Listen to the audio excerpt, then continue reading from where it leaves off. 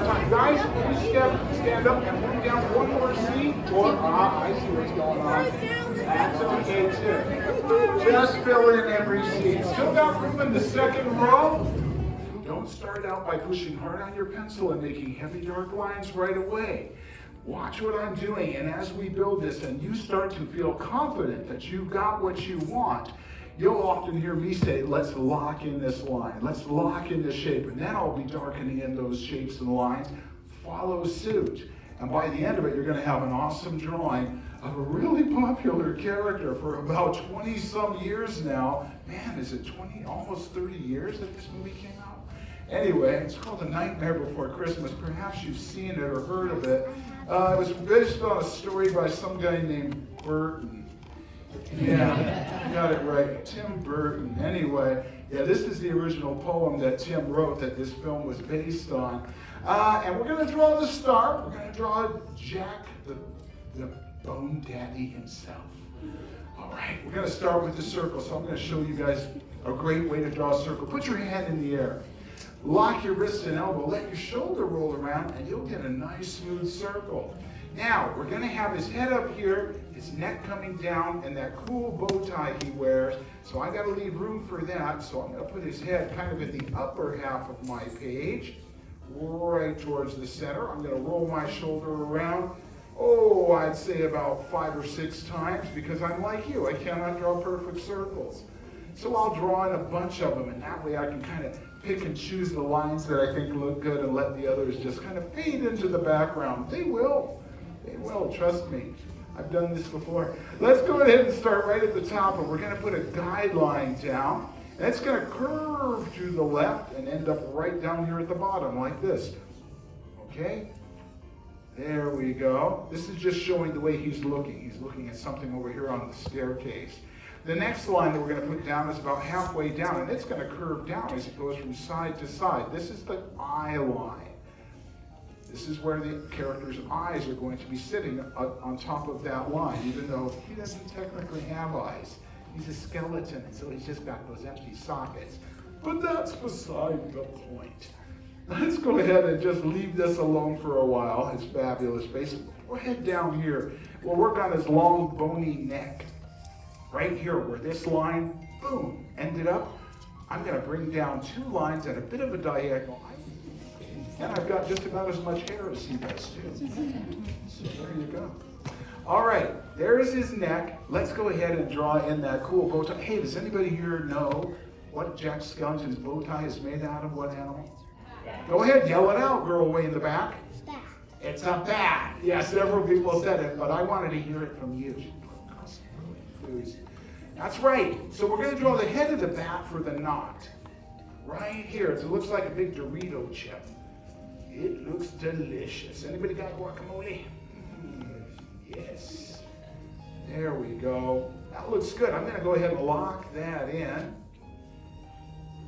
There we go. See, just building up on that. You know, we got to add some of those little pointy ears that bats have.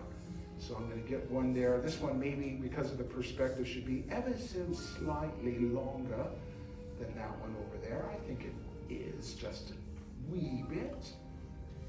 Okay. Neck locked in. Now we're going to give him some beady eyes. So on this side, I'm going to have them kind of at that downward tilt that suggests sinister intentions. Even though nobody in Halloween Town seems really sinister. Well, maybe Oogie Boogie. Right? But not anybody else. They're just out to have a good, fun time. You know, spooky things. There we go. Okay. Now, we're going to draw the bow part of the tie by putting down, first of all, 3 spines for those wings. Okay? So right here on this side, I'm going to go up and out with a nice curve. I always like to make the one in the middle a little bit longer. That, and then one more that's just about the length of that first one coming down like this. And I'm going to build these up just a little bit. Let's go ahead and do that right now. We'll lock those in. Now I'll tell you, you can of course see The Nightmare Before Christmas on Disney+. There's the shameless plug you knew was coming. But I love to mention, and I don't mind mentioning, that there's something on Netflix that pertains to this film that I think is really, really worth checking out. It's a show called The Movies That Made Us. And they do these little documentaries about famous movies and how they got made and why they got made and all the trouble they had making them. And there's a great episode all about The Nightmare Before Christmas. I'll start right here and I'm going to go back from the bottom up. Okay, now there's perspective here. Maybe these should be just ever so slightly shorter than that one. That this wing shouldn't be quite as long as that. Let's see. I'm going to put it down here. Okay, longer than that, Thomas. This is what rough sketching is all about. You look at it and you go, no, I'm going to fix that. Okay, I'm feeling pretty good about this. Let's lock it in. There we go.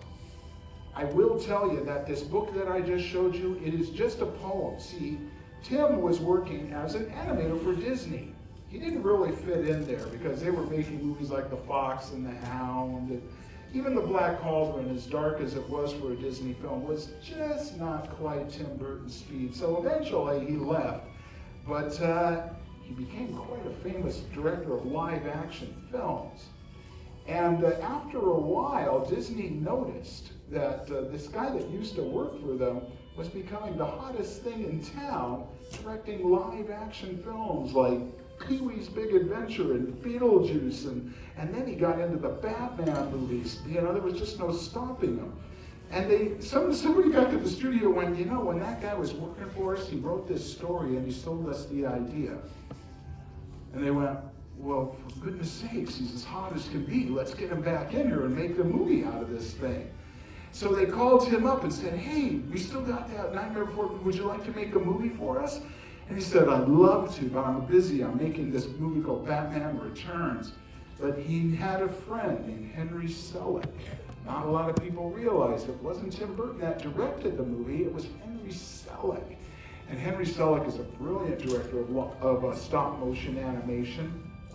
He also directed James and the Giant Peach, and something recently for Netflix called Wendell and Wild, and he did a film called Coraline. Anybody ever seen Coraline? Henry Selick.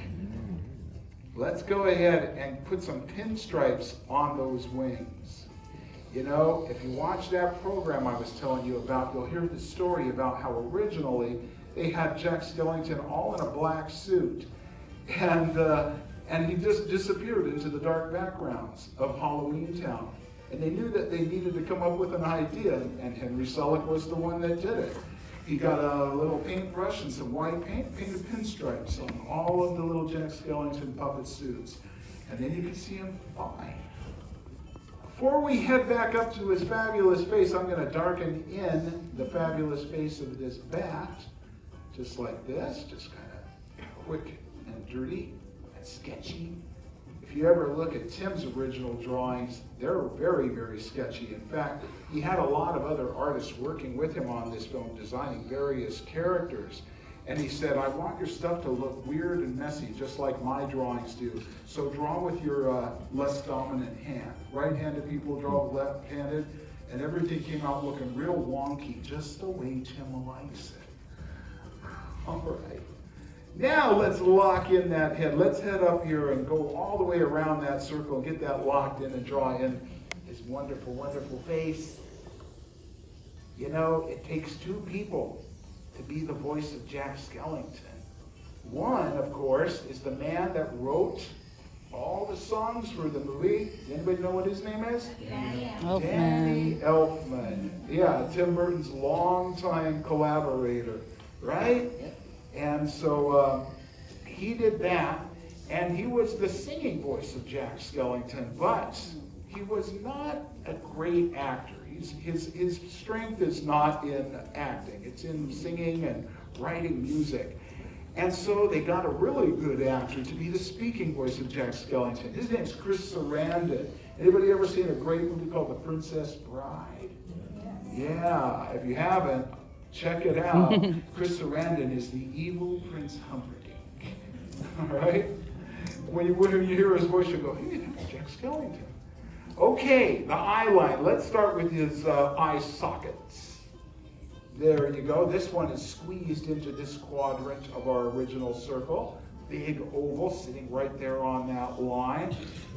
And it's just an empty socket, like I said. Disney at one point said, you know, this character looks a little too scary. Maybe we should give him eyes in those empty sockets.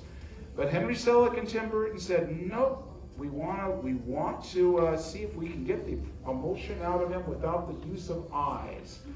And so they stuck to their guns, their original designs, and when you watch this movie, this character is an emotional mess. He is all over the place. And so it worked. It was like, yeah, man, they conveyed all the crazy things that Jack Skellington was going through with no eyes. You know, they say the eyes are the window to the soul, so that's quite an accomplishment. Let's go ahead and get this one. You'll notice it's a bit bigger, right? Because it's closer to us at that 3/4 angle that we're looking at him from. A big egg over here. And I'm going to go ahead and darken this one in too. Make them as dark as you can. Whether there's eyes in them or not, you always want that to be the standout feature. His nose, right here between his eyes, just kind of right here on this line, is just 2 little watermelon seeds, like that. And then his smile, right? Must be Christmas Eve, because he's really happy. And I'm going to bring this smile, well, I would say from ear to ear, but he don't have ears. But it's going to be real wide, going from one side of his face way up to the other side like that. I'm going to go ahead and lock it in, and then we'll put in those indentations where his teeth should be. He has these indentations to show his skeletal-like teeth when he's not opening his mouth or singing. But the truth is, when he does open his mouth to sing, which he does a lot in this film, you'll see that he actually has teeth inside his mouth. These are just kind of there to clue you in that that's where his teeth and his mouth is. There we go. Hey, you know what? Having done that, we're finished with our drawing of Jack Skellington. It looks pretty good. I'm going to go ahead and sign mine right down here. 2023. Okie doke. Everybody, did you do fantastic? And did you have fun getting there? That's really important. Well, let's have a really quick look. I'm going to count to 3. Everybody hold up your drawings. 1, 2, 3. Show me those drawings of Jack Skellington.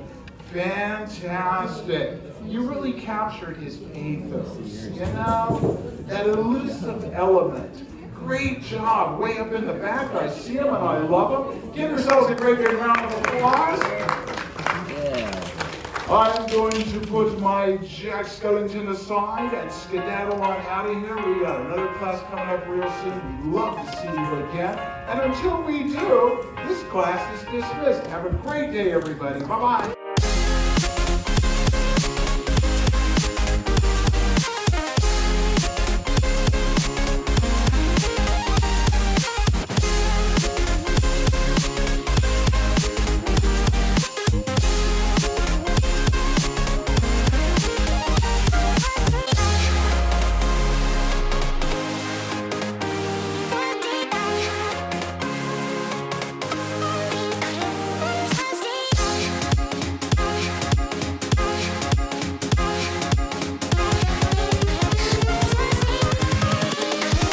Here we go.